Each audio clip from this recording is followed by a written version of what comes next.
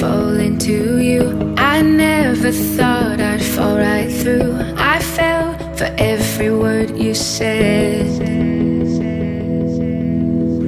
You made me feel I needed you and forced my heart to think it's true. But I found I'm powerless with you. Now I don't need your wings to fly. No, I don't need a hand to hold in mine this time. You held me down, but I broke free. I found the love inside of me. Now I don't need a hero to survive, 'cause I already saved my life.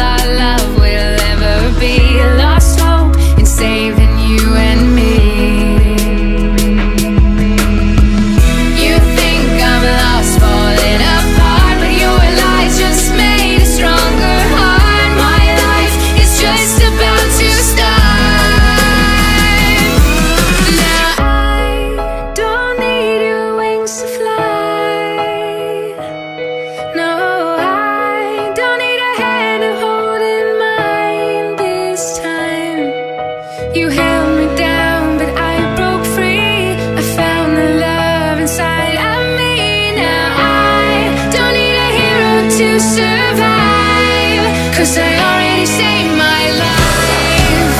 Already saved my life. I already saved my life. Already saved my life. I already saved my life.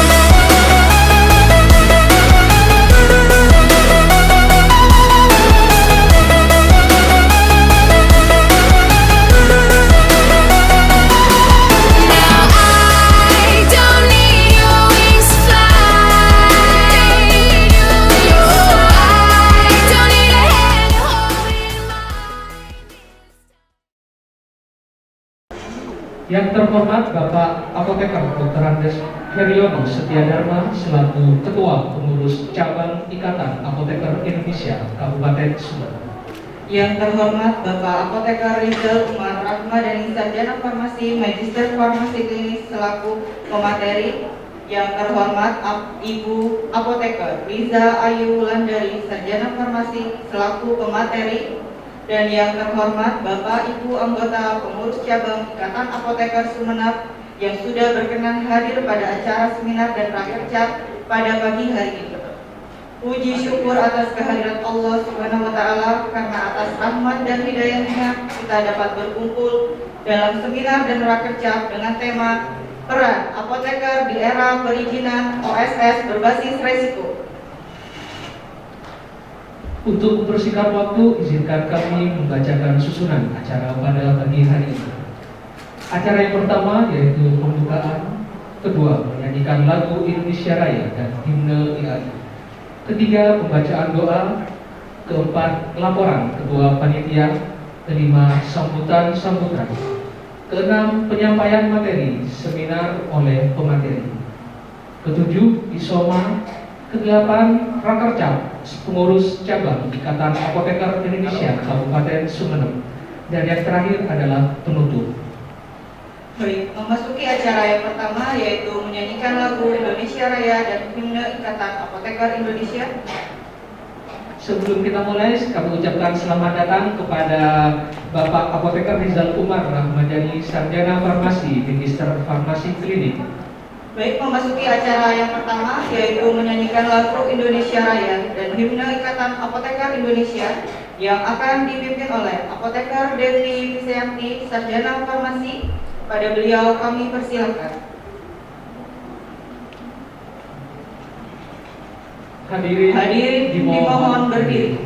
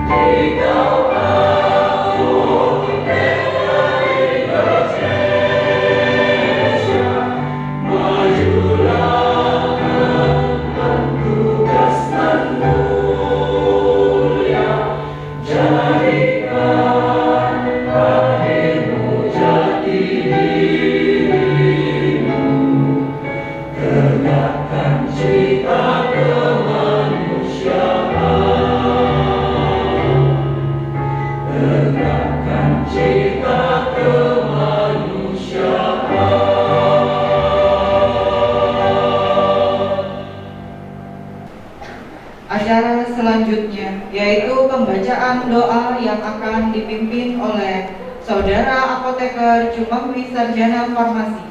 Kepada beliau kami persilahkan. Assalamualaikum warahmatullahi wabarakatuh.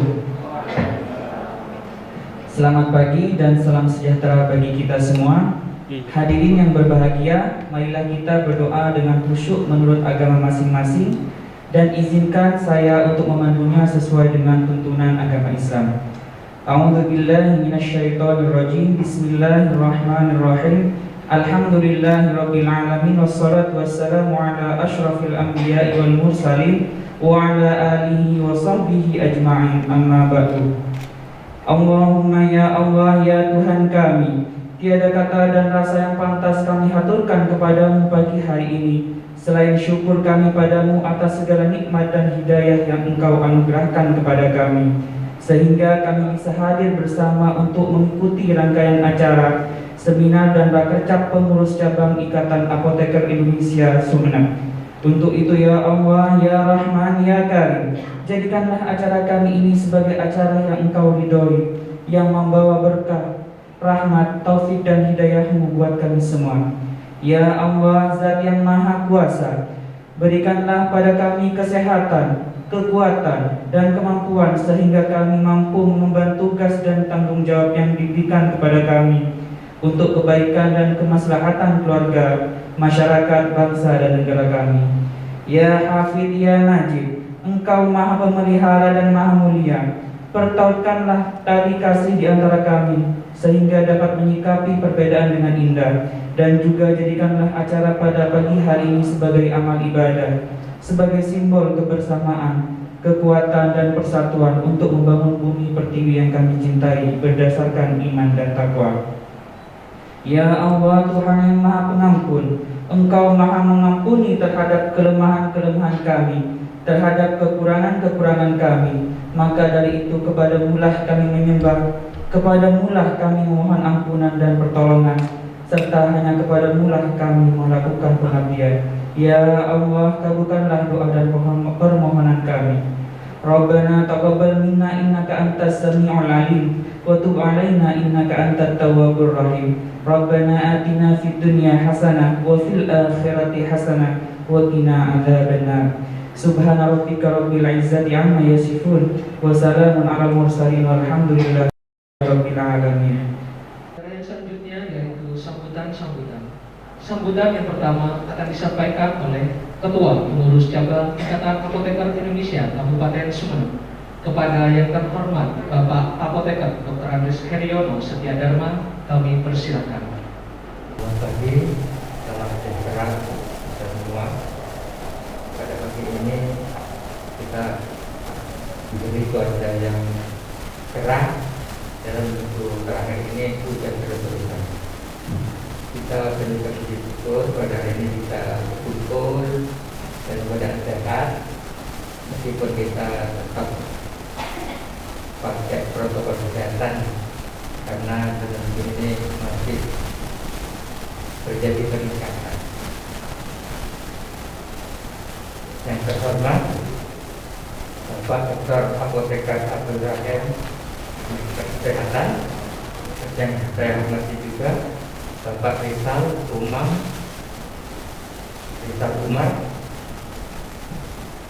Magister Farmasi Klinik. Kemudian kepada Ibu Apoteker Lisa Ayu Wulandari, Sarjana Farmasi, yang juga tidaknya ini sebagai narasumber. Kemudian saya hormati Bapak Tasril, ini nggak tahu Pak ini bawa bodyguard ini. Ini dari Kabupaten Malang ini, karena dia hitam kandu kokok. Kemudian saya ucapkan terima kasih juga kepada Bapak Tasril selaku Ketua PD Jatim yang memberi bantuan satu laptop ya kepada PC dan PC di Jawa Timur. Juga saya mengucapkan terima kasih kepada panitia yang diketuai oleh Ibu Lina ini, waduh luar biasa. Yang ini kekompakannya dari seksi-seksi dari perlengkapan, publikasi dokumen, seksi, ya semua seksi namanya dia. Ini saya lihat ini pakai bunga hidup ini. Yang takut kemarin, rasanya tidak seperti ini ya Pak. Iya. Salah pilih panitia. Wah, luar biasa ini yang sekarang ini, pada yang sekarang. Ya, saya terima kasih dari lelahnya yang untuk panitia permintaan dana kertas 2022 ini. Ini saya melihat panitia tepat memilih materi ini, karena ini sepertinya paket lengkap ini. Soalnya kan sesi pertama ini peran apoteker di era perizinan OS berbasis risiko. Terus yang sesi kedua ini rahasia sukses memulai bisnis apotek di era perizinan. Terus yang ketiga materinya tantangan membangun bisnis apotek. Wah, ini suatu paket yang kompleks sudah. Kalau jamu itu pakai telur. Nah ini nanti kalau sudah atas sudah 9 ini, mohon PC ya seperti ini bisa menyerahkan apa yang disampaikan narasumber seperti ini. Terima kasih semuanya.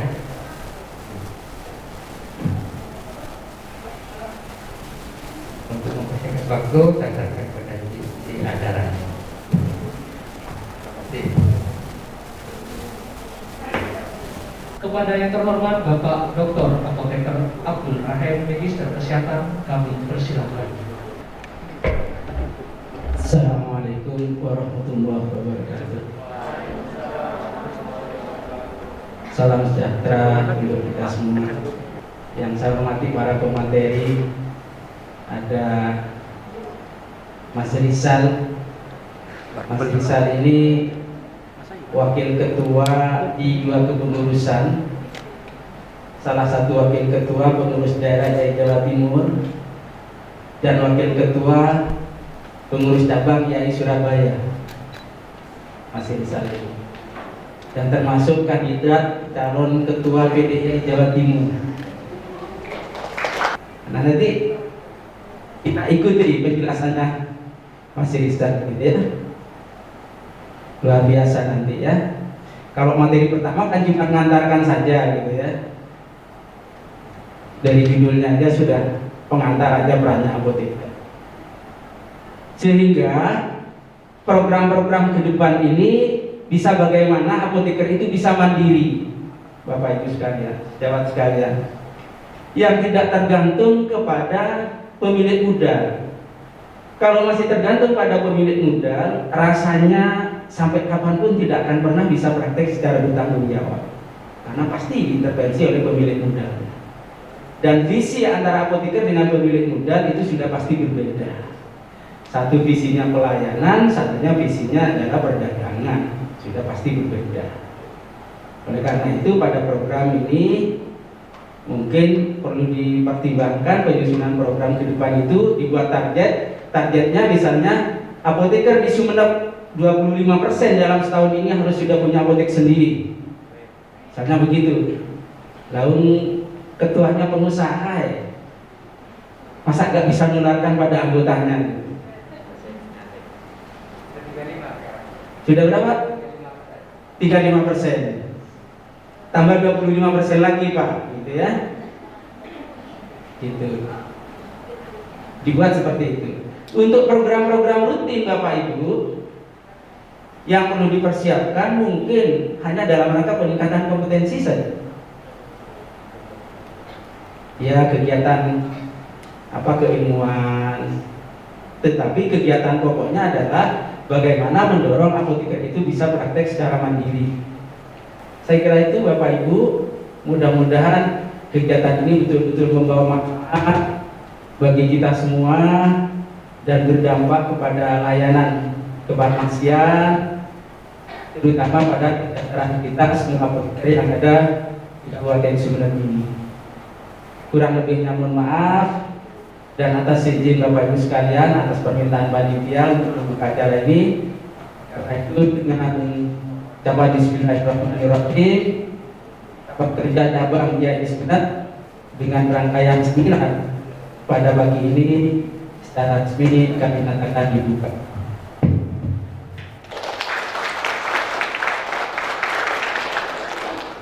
Kurang lebihnya mohon maaf. Akhirul kalam, billahi taufiq wal hidayah. Assalamualaikum warahmatullahi wabarakatuh. Sesi foto yang pertama yaitu pemateri dengan Ketua PC YAI Sumeneb.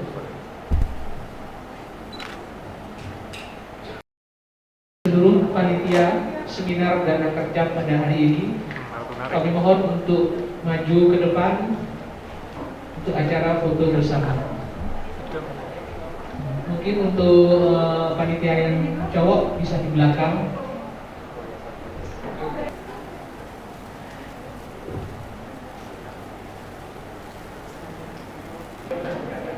Baik, terima kasih untuk para panitia. Sesi yang ketiga yaitu untuk seluruh peserta, kami persilakan untuk maju ke depan foto bersama pemateri. Sesi yang terakhir yaitu para peserta untuk maju ke depan foto bersama dengan pemateri.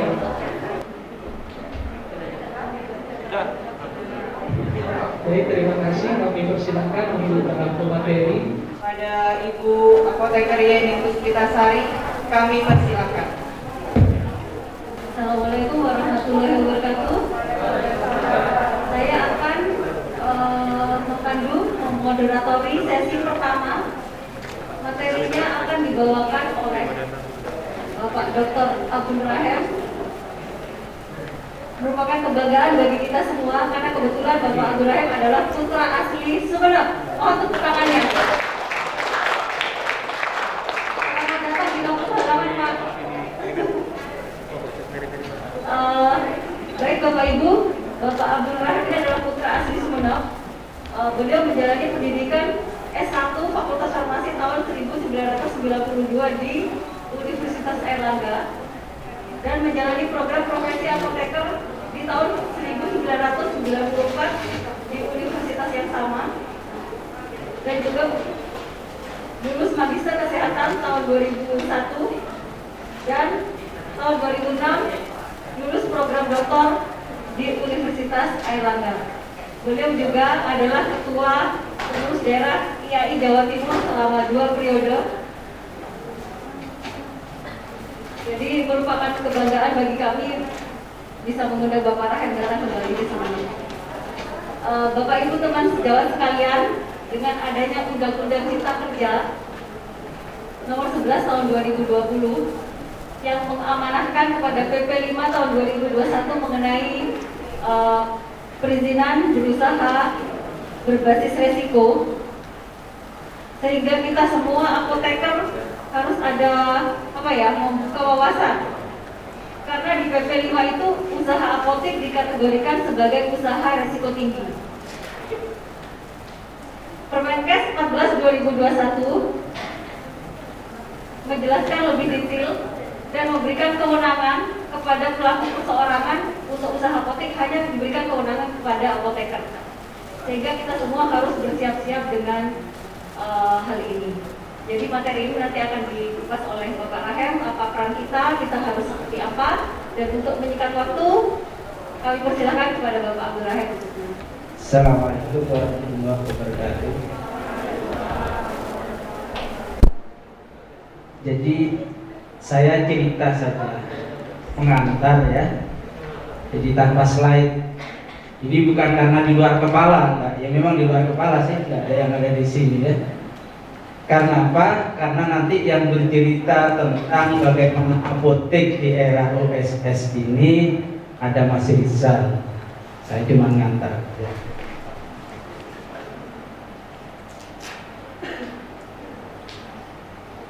Nah, ini masuk koran saya.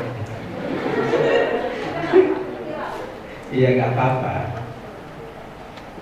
Mumpung di kampung halaman ya, luar biasa ini saya. Jarang-jarang saya pulang dengan kondisi begini ya. Saya memang asli Sumenep, bukan Sumenep sih, Bluto ya. Sampai apotek itu tidak sehat dan apotek itu ditutup, terus yang diberi itu adalah apoteker yang pertama. Dan akhirnya apoteker yang pertama meninggal. Tapi bukan karena ditagih pajak terus meninggal. Enggak. Sakit ya, sakit meninggal. Tetapi sampai akhir urusan pajaknya itu belum selesai. Karena pemiliknya lepas tangan ya. Nah, berdasarkan pengalaman ini, yang di Jawa Timur ini sudah ada beberapa yang mau seperti itu, cuman kebetulan ketua cabangnya masih masih care untuk mengorek yang seperti itu. Biar kasus ini tidak terjadi, tolong saya titip kepada Pak Heryono dan semua pengurusnya, kalau ada apoteker yang seperti itu tolong diingatkan.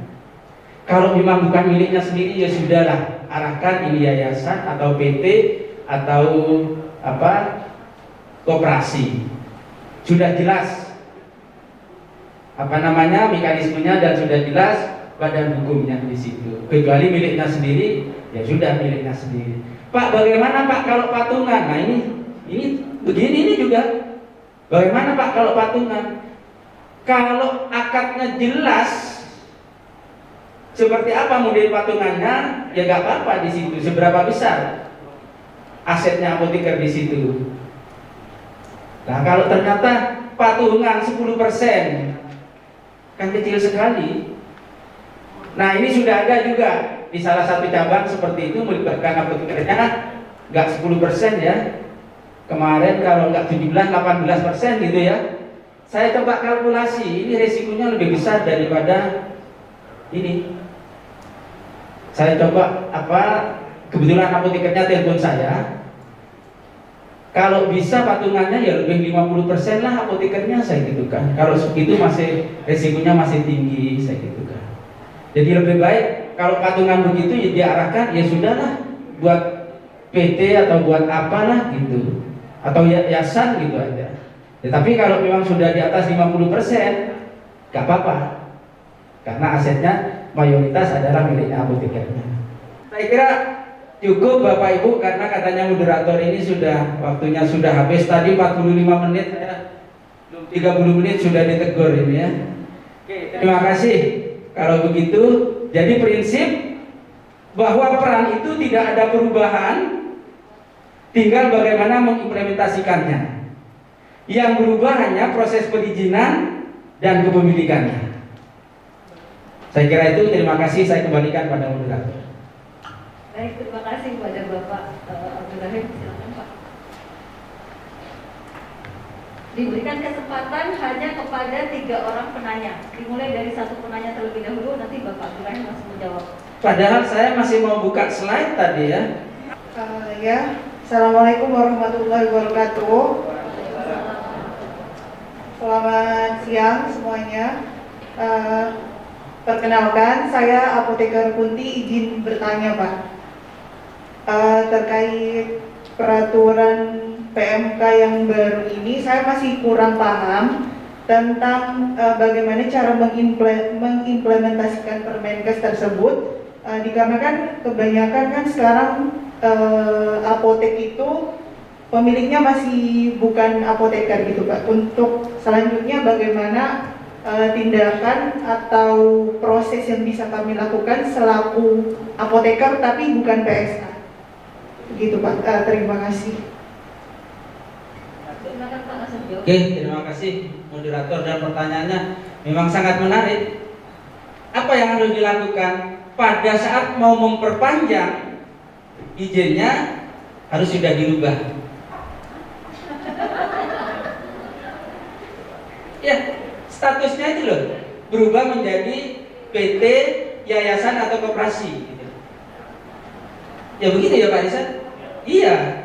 Jadi pada saat memperpanjang izinnya, kalau sekarang silakan aja.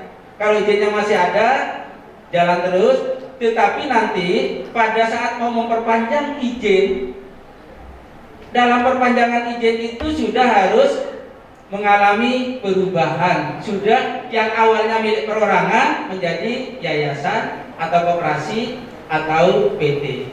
Terus di mana nyegatnya? Nah, nyegatnya ini di PC dan di Dinas Kesehatan. Kalau tidak berubah menjadi PT, yayasan atau koperasi, mungkin Dinas Kesehatan tidak mengupload ya ke Simuna, OSS ya. Dan PCIAI jangan memberi rekomendasi pada apotekernya, gitu ya. Saya kira itu implementasinya. Assalamualaikum warahmatullahi wabarakatuh. Sebelumnya saya salam hormat dulu kepada para senior, Pak Abdul Rahim, Pak Heriono, kemudian ada Mbak Lina juga. Mbak Lina ini kakak angkatan ya Mbak ya, waktu S1 apoteker, waktu S1 di Farmasi Erlangga. Baik. Baik teman-teman, Bapak Ibu semuanya. Di sini saya diberikan amanah untuk memberikan tantangan. Saya jadikan begini aja, peluang dan tantangan dalam membangun apotek. Nah, sebelum kita langkah jauh, ini saya berikan data kepada teman-teman Bapak Ibu semuanya, di mana jumlah penduduk Indonesia, Bapak Ibu, itu setiap tahunnya itu terus selalu meningkat. Walaupun ada program KB, keluarga berencana, tetap itu tidak bisa menghalangi masyarakat Indonesia untuk menambah jumlah penduduk dari tahun ke tahun. Dibuktikan juga dengan jumlah apoteker yang awalnya dulu 5, sekarang bisa menjadi 60-an sekian gitu nih.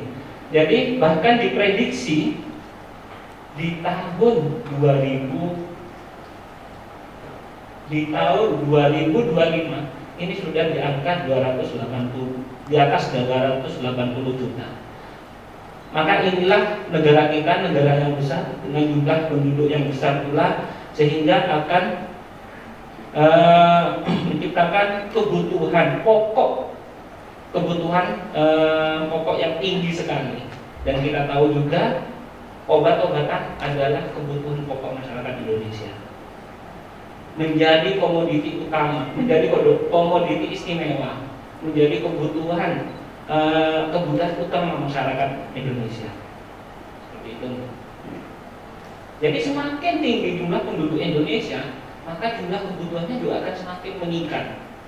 Tidak mungkin dong tahun 2025 sistem pengobatan akan beralih ke paranormal, tidak mungkin. Nah, seperti itu. Maka pengobatan modern inilah yang akan terus berkembang dari tahun ke tahun seiring berjalannya jumlah penduduk Indonesia yang terus berkembang. Dan kita apoteker harus bisa menangkap peluang-peluang seperti ini. Oke, selanjutnya pengembangan industri farmasi juga didukung oleh pemerintah kita. Kemudian industri farmasi juga tumbuh sehat dari tahun ke tahun. Kemudian investasi industri alkes dan farmasi naik signifikan.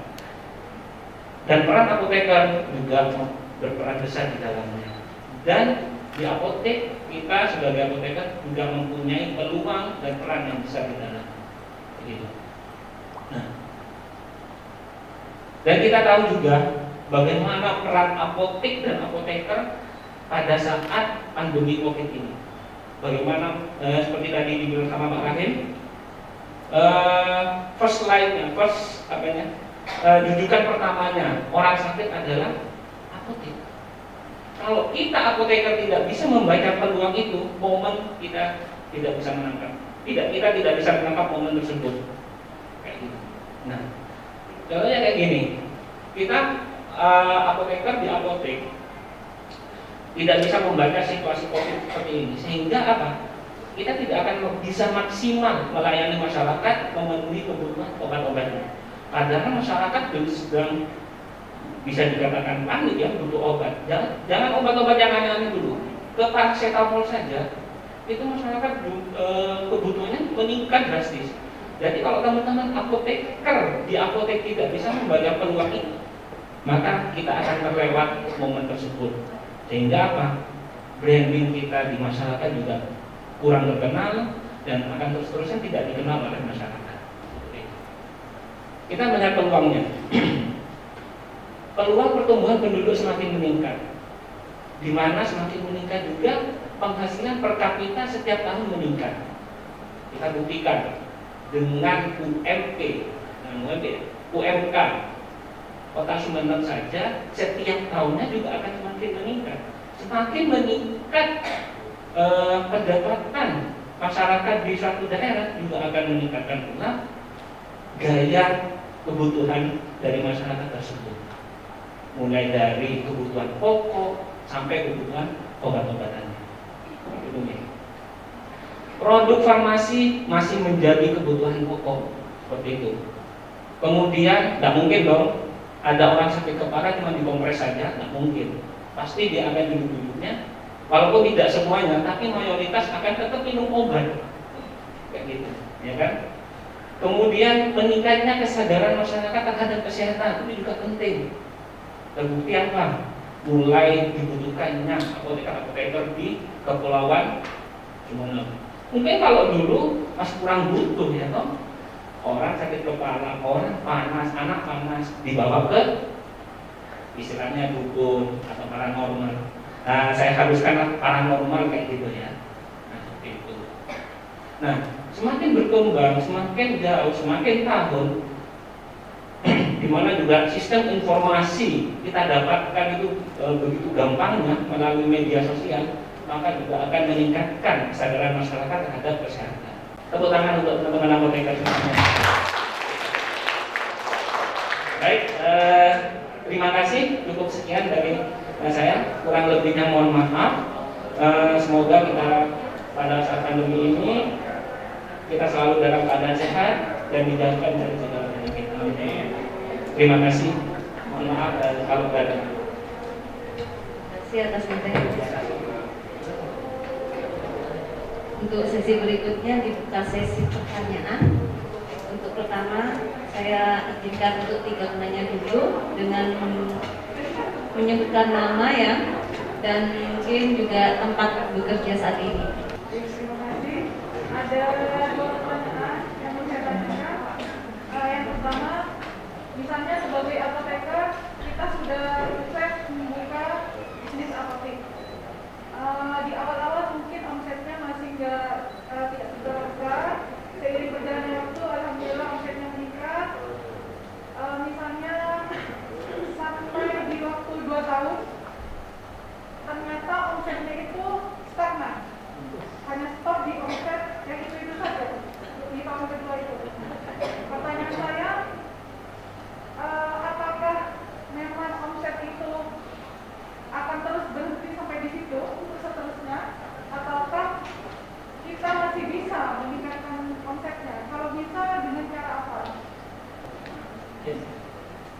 boleh langsung dijawab ya. Baik, terima kasih. Pertama saya akan menjawabkan pertanyaannya Pak Heru. Jadi bagaimana kita memilih lokasi yang terbaik gitu ya. Jadi kita lihat saja sebetulnya kan kayak kita harus belajar dulu nih kepada retail modern yang sudah berkembang sangat besar sekali, dan saya rasa retail modern ini cukup survive berada di lingkungan masyarakat kita. Nah, kalau kita melihat bagaimana retail modern itu menentukan lokasi, tentunya lokasi kepadatan penduduk itu sangat penting sekali, ya kan ya. Kepadatan penduduk itu sangat penting. Kemudian kita lihat juga nanti model dan gaya masyarakatnya itu bagaimana, seperti itu. Apakah tingkat kesadaran kesehatannya tinggi? Karena ada beberapa daerah masih ketika mungkin keberadaan penduduknya bagus, tetapi ketika mereka merasa sakit, mereka tidak mengarah ke apotek, tetapi lebih banyak mengarah ke mungkin paranormal atau dukun seperti itu. Dan itu di daerah itu masih ada. Nah, cuman yang jelas, yang pertama kita lokasi itu adalah lihat kepadatan penduduknya. Nah, itu teman-teman. Kemudian kita nanti akan tentukan kepadatan penduduknya ini termasuk kategori middle up atau middle low, atau istilahnya ekonominya berada di bawah atau atas.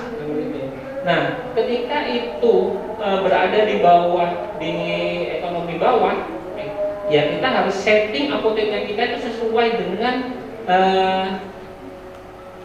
gaya masyarakatnya. Dan juga jangan lupa kita juga harus menyediakan obat-obatan yang harganya terjangkau. Gitu. Kita kan tidak bisa toh, sehingga di sana juga akan mungkin yang akan banyak dibutuhkan adalah obat-obat pabrikan MDR seperti pabrikan Ipas, Graha, Samarindo, dan obat-obat yang generik. Itu mungkin yang akan mendominasi kebutuhan masyarakat seperti itu. Cuman yang jelas kita lihat settingannya dulu Pak. Apoteknya kita ini mau dibawa bagaimana? Apakah targetnya kita hanya untuk memenuhi pasien-pasien BPJS, atau kita mau targetnya adalah target obat-obat yang diresepkan oleh dokter? Ya kalau seperti itu, ya nanti setting apotek ini akan berbeda. Mungkin dengan lokasinya yang dekat dengan rumah sakit seperti itu. Jadi kan kembali lagi ke desainnya kita, apoteknya kita itu mau dibentuk seperti apa, kayak gitu ya. Kalau kita mau menyediakan obat-obatan yang resep seperti itu gimana? Jadi kita harus menyediakan nih ada praktek dokternya. Kalau kita apoteknya kita mau yang lebih mengena ke masyarakat, ya kita harus berada di tengah-tengah kepadatan penduduk seperti itu. Kita lihat, kita mapping, kemudian kita mapping di Sumeneb ini yang penduduknya paling padat atau kecamatannya yang masih belum terfasilitasi apotek itu di mana? Nah itu yang kita menjadi sasaran. Apa seandainya sudah ada nih di kecamatan X kayak gitu nih.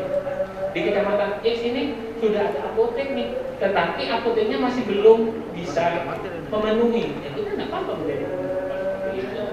Nah kemarin tujuan mapping juga yang diprakarsai oleh PD Jatim kan sebetulnya jangan sampai apotek itu berada di satu kawasan tertentu. Maksudnya gini, berada di kawasan kota semuanya, menumpuk di kota semuanya. Akhirnya yang berada yang masyarakat yang di kecamatan itu tidak terfasilitasi dengan adanya apotek. Tujuannya mappingnya seperti itu, sehingga tidak hanya mutlak di satu tempat. Kita harus lihat nih.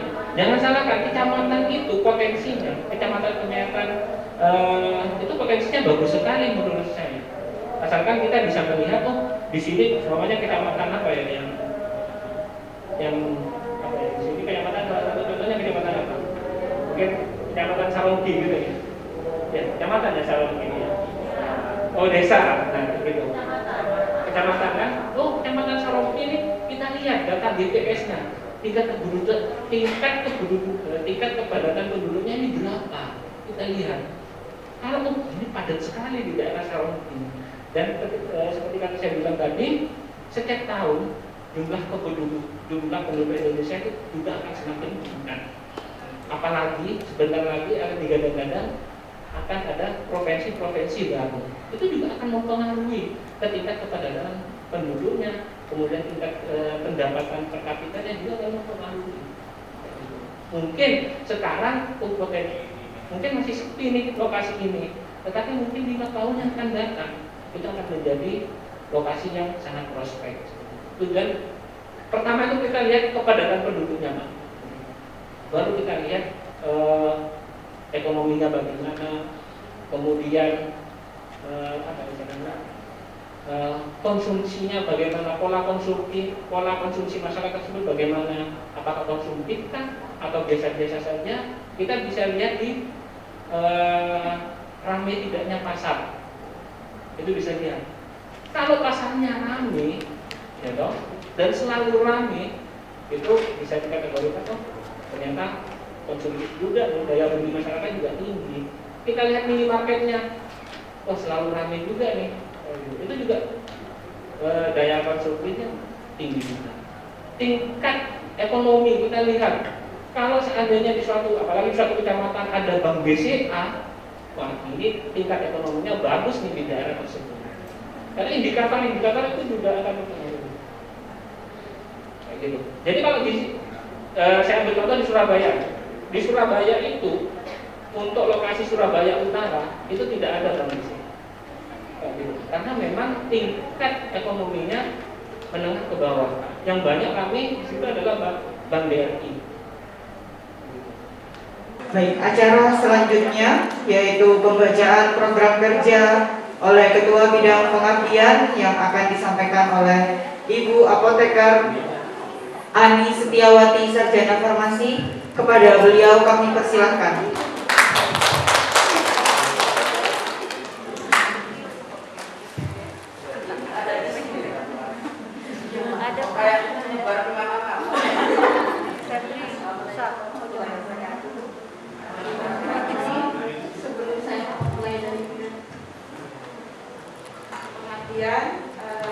Saya mau memperkenalkan diri saya dulu. Kebetulan ada 2 orang, yaitu yang pertama ada Apoteker Denis. Silahkan berdiri Apoteker Denis. Silakan maju. Silakan juga boleh mendampingi saya di sini. Kemudian yang kedua ada Apoteker Febri di belakang. Apoteker Febri ini merupakan konten creator kita, teman-teman. Di YouTube channel kita. Jadi mohon kesediaannya Bapak Ibu dan teman-teman untuk follow, likes, akun resmi kita. Jadi biar nanti kita tambah semangat untuk bikin konten-konten yang bermanfaat. Untuk linknya nanti kami bisa share. Baik, langsung. Baik, langsung saja dari bidang pengabdian. Singkat saja ya. Untuk pertanggungjawaban kegiatan selama pandemi ini yang bisa kami laporkan adalah memang tidak ada kegiatan yang kami laksanakan selama pandemi. Yang ada kemarin cuma bansos ya Mas ya di panti asuhan. Itu saja yang kami sempat lakukan selama pandemi. Baik, tidak berikutnya adalah ini rencana program kerja bidang pengabdian. Kebetulan yang saya tulis di sini ada bunganya tadi yang dijelaskan sama Pak Ketua PD kita tadi pagi. Yang pertama, rencana kita adalah penyuluhan cara penggunaan insulin dan obat antidiabetes oral secara benar. Nah, di sini rencana kita itu kita menggandeng puskesmas atau vaskes tingkat pertama yang mempunyai klub prologis. Klub prologis ini adalah klub program pengelolaan penyakit kronis, di mana yang dikelola di sini adalah pasien-pasien DM dan HP. Biasanya klub prologis ini dilakukan tiap bulan, baik itu di puskesmas atau di klinik atau DPP, dokter praktek perorangan. Nah, kegiatannya biasanya di klub prologis itu biasanya ada pemeriksaan gula darah, pemeriksaan tensi, kemudian ada senamnya juga, ada juga penyuluhan dari dokter. Nah, di sini kita bisa masuk tentang penyuluhan cara penggunaan insulin dan obat anti depresan sekarang. Kemudian yang kedua, rencana kami adalah melakukan penyuluhan juga tentang pemanfaatan tanaman obat tradisional di Indonesia untuk pencegahan dan penanggulangan penyakit diabetes dan hipertensi. Ini juga rencananya akan menggandeng puskesmas atau vaskes tingkat pertama yang mempunyai globularis. Mungkin nanti kami bisa di-share Pak yang lebih berpengalaman. Kemudian rencana berikutnya, atau ini bisa dilihat di sini juga ya untuk pelatihan. Ini untuk peningkatan kompetensi kita sih, kita rencananya akan mengadakan pelatihan implementasi pharmaceutical care terapi diabetes pada apoteker yang ada di apotek wilayah.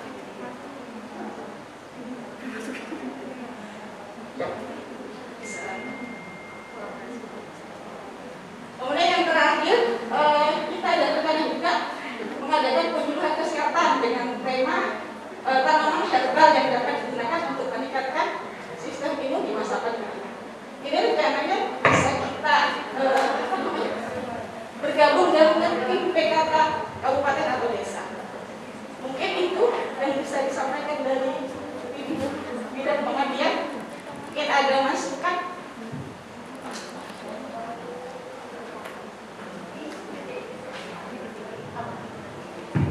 Oke, terima kasih. Ini programnya Bu Ani ini sudah banyak ya.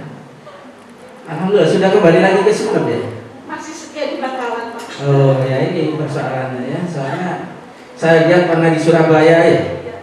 Ya itu. Jadi sebenarnya dari Fakultas Farmasi UNER itu setiap tahun ada pengabdian masyarakat.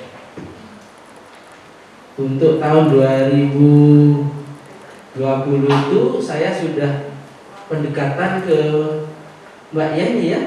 Iya Pak. Ya, ternyata gagal karena pandemi. Tetapi saya bertiga, soalnya nggak terlalu tinggi saya. Tetapi Pamekasan itu menerima. Jadi Pamekasan itu kepala dinasnya welcome. Tapi offline Pak Hem katanya. Kalau online nggak didengar. Akhirnya saya laksanakan di Pamekasan. Tahun 2021 kemarin saya ulangi lagi di Pamekasan. Nah sebenarnya bisa bekerja sama juga ini ya. Nah tahun ini kemarin saya dihubungi oleh Wakil Dekan 3, rencananya di Sumeneb. Tempatnya di mana? Tempatnya di Giliang sama Koteran. Ada 2 seri kegiatan.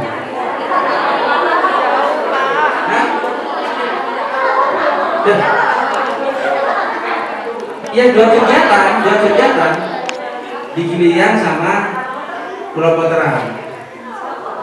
Nah, kebetulan sama Wakil Dekan 3 ini saya yang diminta untuk menjadi tim mediasinya. Saya 2 malam yang lalu saya sudah kontak dengan Pak Camat Tungke ya. Dan alhamdulillah welcome. Nah, harapan saya teman-teman dia bisa bergabung di situ. Nah, ini kan juga bagian dari pengabdian masyarakat. Yang rencananya di situ juga terkait dengan toga ya. Dan juga akan pembinaan pada UKM-UKM. Pemanfaatan toga setempat itu bisa termasuk berpikir bagaimana pemasarannya dari begini. Dan nanti bisa saya kabari bisa bergabung ya, nanti Pak Heyono saya kabari. Dan mungkin ada yang di Pulau Koteran ini.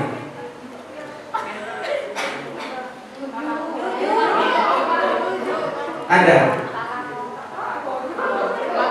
Iya, Talang ya. Saya Erisa, apotekernya Puskesmas. Apoteker Puskesmas Talango. mana ada? Oh iya. Saya tolong dikasih nomor kontaknya ya. Kalau yang ke Giliang sama Tungke itu saya sudah kontak Pak Camatnya. Kebetulan Pak Camat Tungke itu teman saya satu angkatan di SMA dan juga teman satu kelompok gitu ya. Kalau yang di Tarango nggak punya akses, saya minta tolong teman-teman yang ada di sana. Ini ada sudah 2 kegiatan. Kalau PCDI mau bergabung gitu loh. Dan ternyata sebenarnya bukan hanya farmasi ya. Tahun 2021 itu Fakultas Kedokteran juga penyuluhan tentang TB di peragaan. Kebetulan narasumbernya sejawat saya dari dosen Fakultas Farmasi. Nah sebenarnya bergabung begini ini kan juga sudah pengertiannya. Dan yang dibina adalah warga masyarakat kita sendiri kan gitu. Kebetulan kalau ada pengabdian-pengabdian yang di wilayah Madura itu sama pimpinan di farmasi itu saya diminta untuk memediasi untuk penyambungan karena menganggap saya dianggap kenal banyak dengan orang Madura gitu. Saya dianggap orang Madura sama beliau-beliau itu. Padahal ya aslinya saya Sumenep gitu ya. Ya saya kira itu ya.